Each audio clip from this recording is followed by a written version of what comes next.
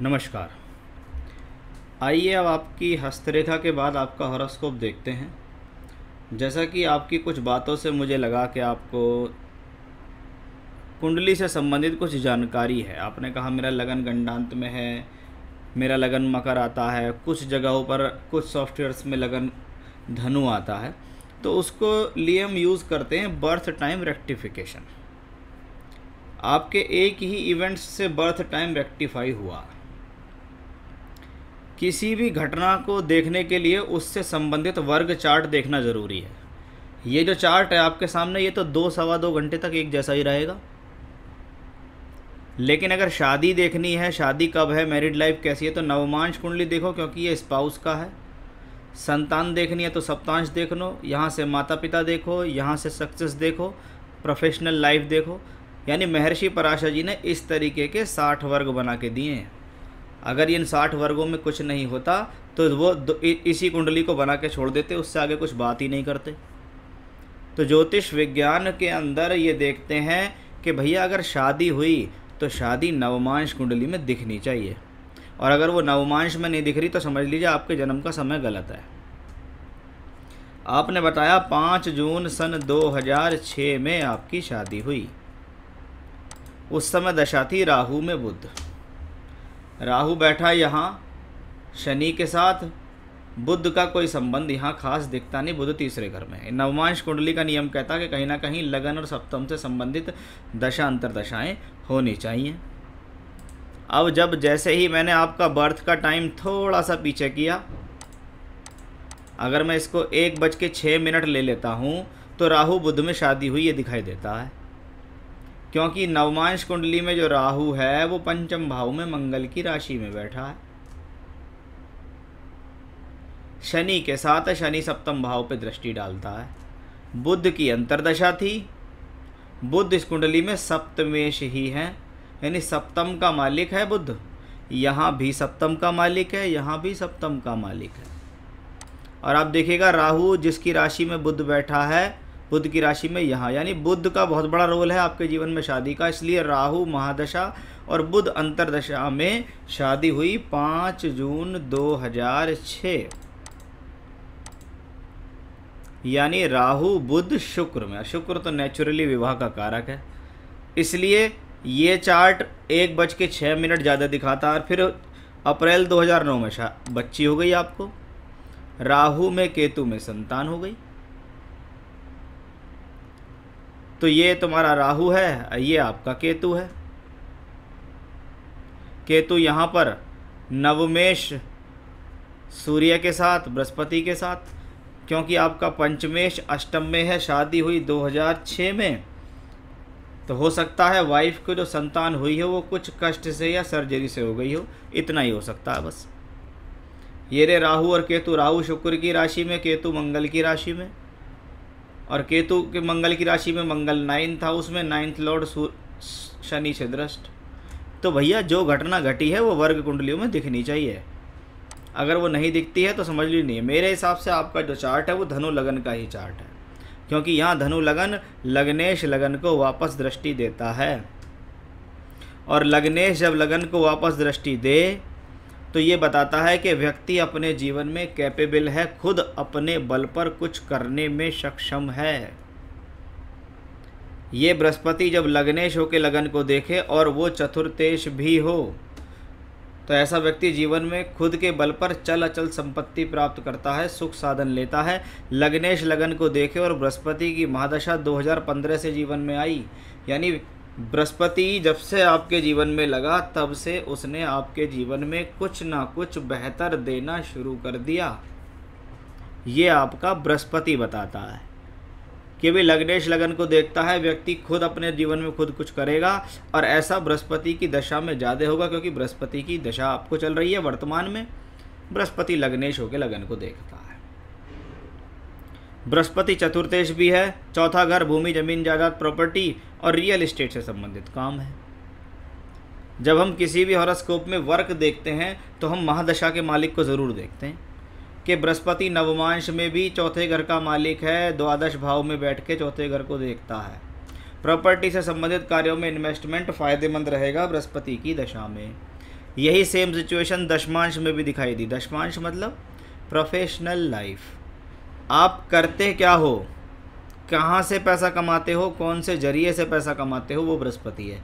ये बृहस्पति यहाँ 12th house में गया और यहाँ से बैठ के चौथे घर को फिर वापस दृष्टि दी। यानी बृहस्पति का संबंध लगन हो, नवमांश हो या दशमांश हो, तीनों जगह चौथे घर से आता। चौथा घर भूमि, जमीन, जायदाद, प्रॉपर्टी और रियल एस्टेट का काम है आपका।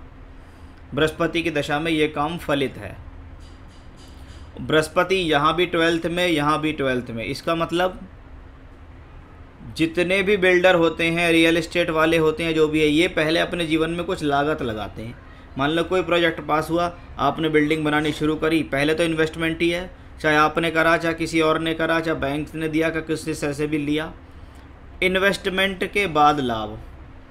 और जब बृहस्पति जैसा ग्रह दशमांश में, द्वादशेश सूर्य के साथ, बृहस्पति भी वहीं, शनि भी वहीं और दशमेश बुध भी वहीं, यानी व्यक्ति के जीवन में दूर दराज के लोगों से संपर्क बनाकर कार्य क्षेत्र में प्रगति होगी।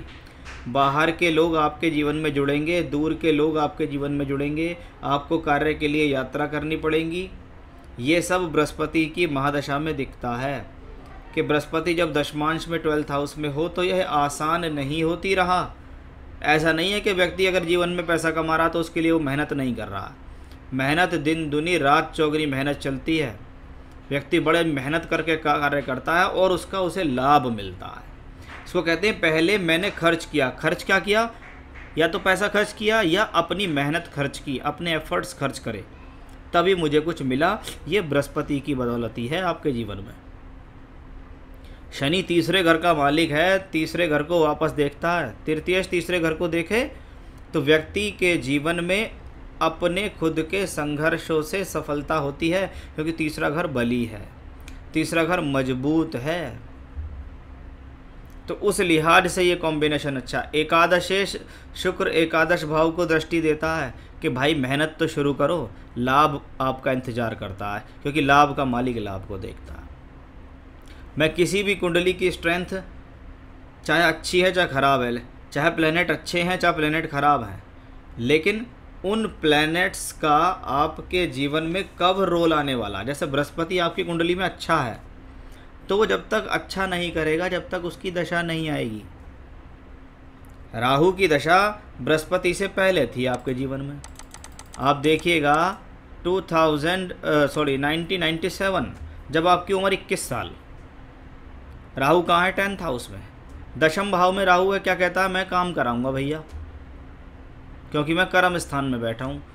जैसे 21-22 साल का जीवन शुरू हुआ, व्यक्ति के जीवन में दिमाग में आया कि भाई मुझे काम करना है, मुझे पैसा कमाना है। उसने किसी न किसी साधन से राहु की दशा में एफर्ट शुरू कर दिए। राहु बुध की राशि में, बुध चौथे घर में, देखिए फिर चौथे घर में बुध आ गया, यहाँ भी चौथे घर में बुध, और यहाँ भी बुध चतुर्थेश के साथ। यानी अब से ही नहीं है, शुरू से कहीं ना कहीं आपकी लाइफ में है।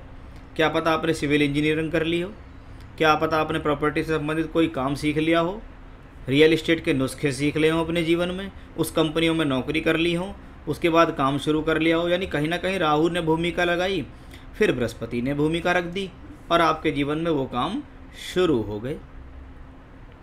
और वर्तमान में चल रही है बृहस्पति की दशा, लेकिन आपका सूर्य, बृहस्पति, शनि और बुध ये सब 12th हाउस में। इसको कहते हैं भागा दौड़ी, योजनाएं, यात्राएं, लोगों से मिलना जुलना, जन्म स्थान से दूर जाके काम करना, दूर के लोगों से संपर्क बना के काम करना। ये ऐसी भी स्थितियाँ होती हैं कि व्यक्ति घर से बहुत बहुत दूर जाकर या कभी कभी विदेश से भी संपर्क बनाकर ऐसे लोगों को काम करने के मौके मिल जाते हैं। वैसा ही है आपका चार्ट, आपकी कुंडली यही कहती है कि बृहस्पति की महादशा में वर्तमान में अगर देखें तो बृहस्पति में बुध चल रहा है जून 20 से सितंबर 22। आपने कहा कि कुछ बड़ा होने वाला है, कुछ बड़ा पैकेज डेवलप करना है, उसकी उम्मीद भी दिखाई दे रही है। क्या बृहस्पति बुध में ये संभव है? हाँ संभव है, क्योंकि बुध यहाँ चौथे घर में है, दशमेश होकर दशम को देखता है। बृहस्पति में बुध, बृहस्पति और बुध दोनों केंद्र में, राशि परिवर्तन राजयोग में है बृहस्पति बुध। बृहस्पति बुध की राशि में, बुध बृहस्पति की राशि में। यहाँ भी बुध अपने यहाँ देखिएगा बृहस्पति की राशि में है जब ग्रह बुध नीच का हो और वो राशि परिवर्तन कर ले तो उसका नीच भंग राजयोग हो जाता है। यहाँ भी बुध के ऊपर बृहस्पति की दृष्टि, यहाँ भी नीच भंग राजयोग, और यहाँ तो बुध लग्नेश और दशमेश है।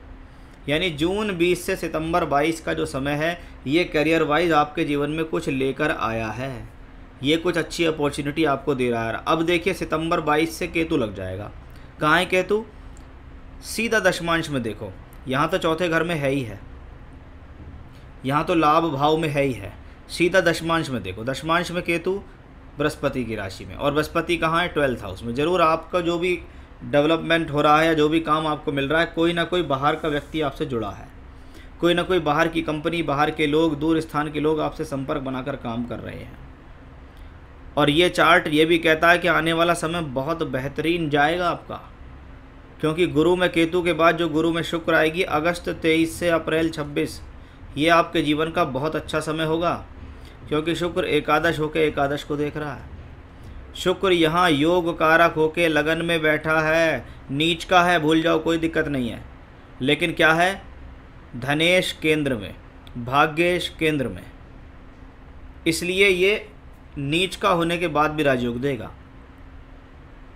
इसलिए वर्तमान से लेके अप्रैल 26 यानी आने वाले 4 से 5 वर्ष इस व्यक्ति के जीवन में कार्य क्षेत्र के अंदर तरक्की दिलाने वाले हैं। आप जिस योजनाओं पे काम कर रहे हो, जिस तरीके से काम कर रहे हो, जिस मेहनत से काम कर रहे हो, उस पर लगातार बने रहो, क्योंकि बृहस्पति की महादशा और बृहस्पति चौथे घर में ट्रांजिट करेंगे। कब? जब आएगा 13 अप्रैल।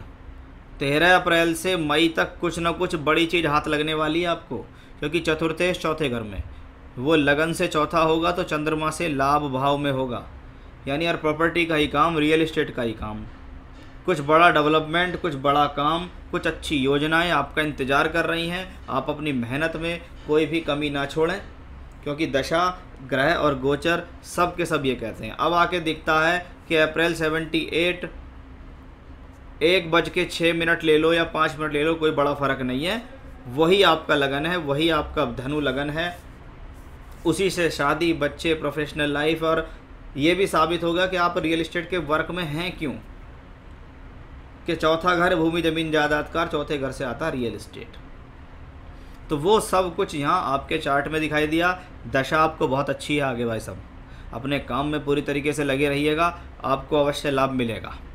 चौथे घर में सूर्य केतु के साथ है। क्या कहूँ कि भाई 4th हाउस में जब सूर्य और केतु का ग्रहण दोष बने और व्यक्ति का काम भी यही हो, तो क्या करना चाहिए? आपको आदित्य हृदय स्तोत्र का पाठ करना चाहिए, क्योंकि सूर्य आपका भाग्येश है।